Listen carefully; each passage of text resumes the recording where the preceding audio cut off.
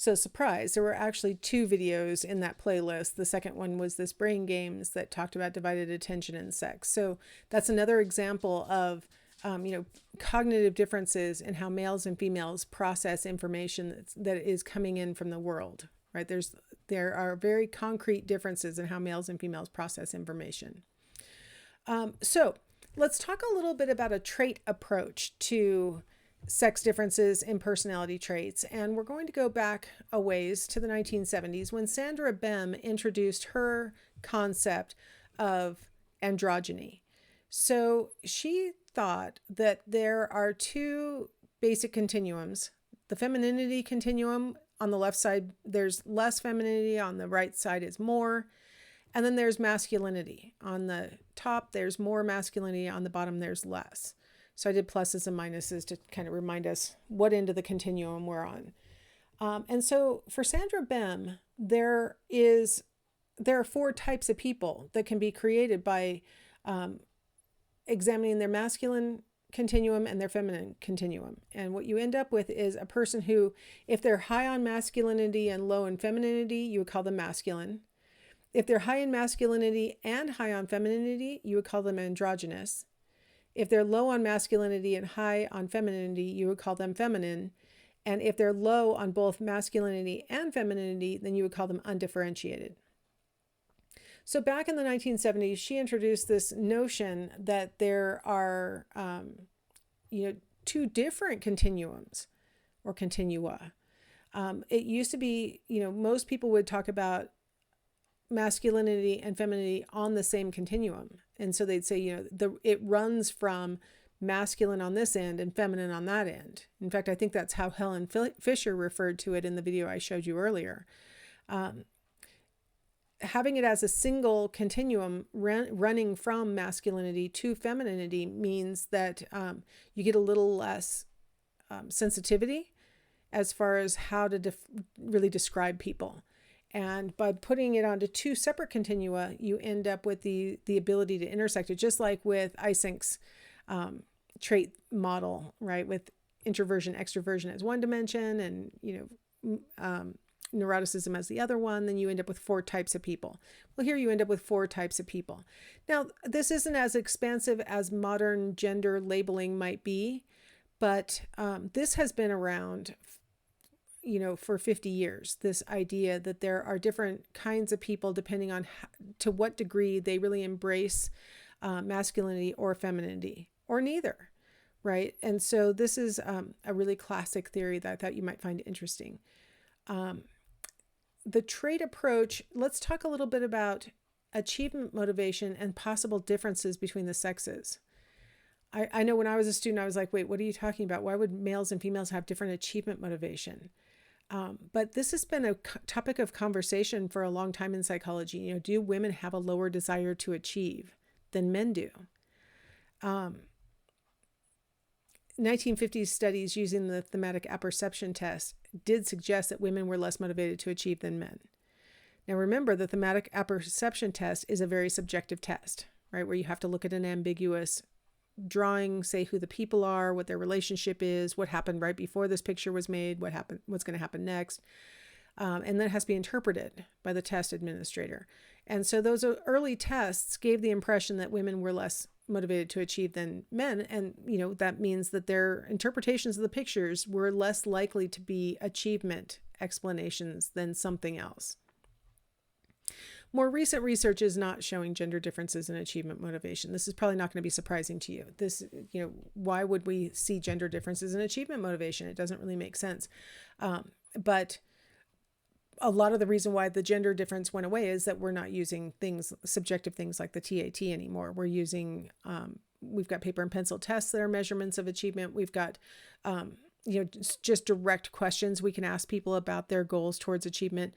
And, I think also the TAT oftentimes was looking at like work-related achievement as the hallmark of achievement. And we're not looking at things like academic achievement or sporting achievement, or, there's a whole lot of different things that you could be striving towards that are not necessarily work-related that are now included as measures of achievement. So yeah, we got rid of the sex difference on that. How about aggression? Sex differences in aggression. We've talked a little bit about this so far in class, but let's go ahead and talk about it a little bit more. In most animals, virtually all animals that have been studied, the males are more dominant and the males are more aggressive. In class live, as soon as I say that, there's always somebody who goes, what about lions? Because the lionesses are the hunters. But why do you think the lionesses share their hunt with the lion? Because he's dominant. He doesn't have to hunt. He can get them to do it. So I'm going to say even lions are an example where the males are more dominant and they are more aggressive. We have some insects where the females are more aggressive, and even to the point where they eat the male after copulation. So, I mean, aggression can be really dramatic. But in most animals that have been studied, the males are more dominant, the males are more aggressive. Most violent crimes in humans are perpetrated by males. We have very few women, for example, on death row for murder compared to the number that we have for males. Assaults are much more likely to be perpetrated by males than by females. And sometimes in class, I'll have people saying, well, when a female assaults them, they don't want to tell the police because, if a female assaults a male, he doesn't want to say anything. That's partly true. Let's just look at same-sex assaults, right? Male on male, female on female assaults. Much, much more likely that males will be involved in an assault than females will be. Okay. What about observational studies of aggression? When we talk about physical aggression, we see way more aggression among males than among females. And here, the chart that you're seeing here is preschool children. And so the bar on the left is boys overall behaving aggressively. The bar right next to it, the purple one, is girls overall, their rate of behaving aggressively. And so you can see, twice the amount of aggression, a little bit more than twice the amount of aggression among preschool boys as among preschool girls. The white bar is boys aggressing towards boys. The next blue bar is girls aggressing against girls.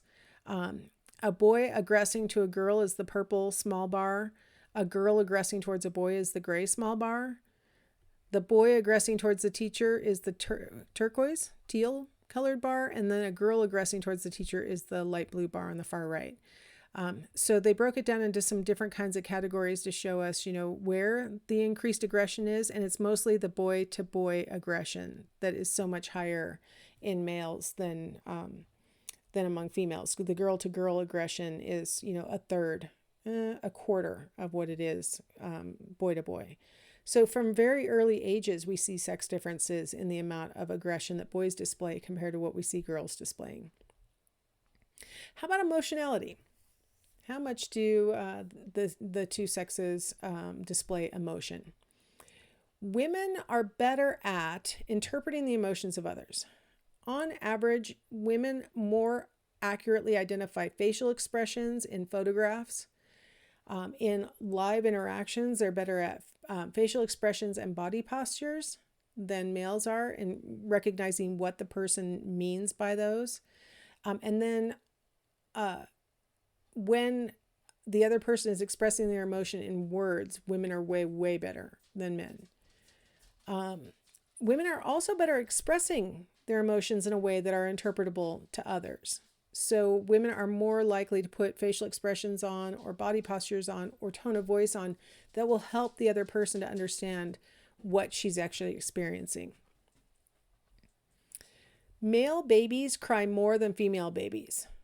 A lot of people think that this would be the opposite. And in fact, I used to show this video that everything else about it I really liked, but there was this one section where the person actually said this incorrectly. That she said that parents soothe their boy babies more quickly. No. She said they soothe their girl babies more quickly. They let their boy babies cry as if to toughen them, which is exactly the opposite of the truth. Male babies cry more often and their parents respond more quickly. It's as if the crying boy seems out of alignment with their expectation and there must really be something wrong or he wouldn't be crying because boys don't cry. Seems to be like kind of what's in their mind. But in fact, boy babies cry more than female babies do. But by adulthood, we've lost this, right? So male adults cry less than female adults.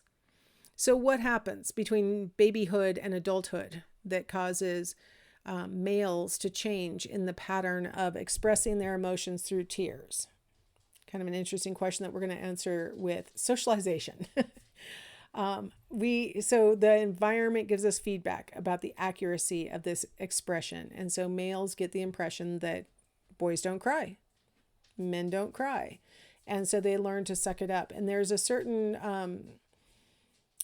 stoicism that can be good. Maybe you don't upset the other people around you, things like that. But there can also be some, negative ramifications from not expressing your emotions in these ways. So it's probably not that males are inherently less emotional because we see the male babies crying more than the female babies. It's probably more that across their lifespan, they get socialized out of it. The humanistic approach, we're going to focus on what Maslow had to say about sex differences out of that group from the humanistic field. And he said that self-actualized people transcend traditional conceptions of male and female behavior. So here's Maslow in the 40s and 50s arguing that to be fully actualized, you can't be bound up in these rigid, sort of sex-typed perceptions of how you should, again, I hate that word, right? That should word. You should act that boys don't cry, like that sort of thing. You need to be able to transcend that to be a fully self-actualized person. He says that we should be able to embrace our feminine traits that include being empathetic and open, as well as our masculine traits that allow us to be creative and autonomous and all the good things that come with being masculine. So he says we need to embrace both sides if we want to become fully self-actualized. So we have to acknowledge that really there's an interaction, right, between our biology and then our situation. Just like Helen Fisher said, it's 100% biology and 100% situation. Many gender-relevant activities are tied to the demands of the social situation. So here's a list of things that we may see differences between the sexes if we choose to look at it one way or another. Like, for example, let's start with helping. A lot of times we think about women being more helpful because they oftentimes enter the helping professions and they seem to be nurturing, things like that. It turns out females are more helpful to people who they know. They're more likely to help their own family members, or they are more willing to enter the helping professions that then cause them to help patients or students or like that. Males are much more likely to help in what we call altruistic ways, where they help a stranger and maybe even to their own detriment. So both sexes are helpful. It's that they tend to extend different kinds of help. Males are more likely to do help that is maybe time constrained. Like, I'm going to come, I'm going to save you from the raging river, and then that's the last time I see you. Females are more likely to be engaged in long-term helping where they're sort of their mother's caregiver or those kinds of things. So yeah, if you look at it one way, you might say, yeah, women are more helpful. But if you look at it from both angles and what the help might look like, you come to the conclusion that males and females are equally helpful. How about nurturance and caring? This is one of those areas that tends to fall under the feminine characteristics where they say, well, women are more nurturing. They're just naturally better parents and they just naturally care more. But it turns out that you have to look through the lens of what it might look like as a female behavior or a feminine behavior, and how it might look as a male behavior or a masculine behavior.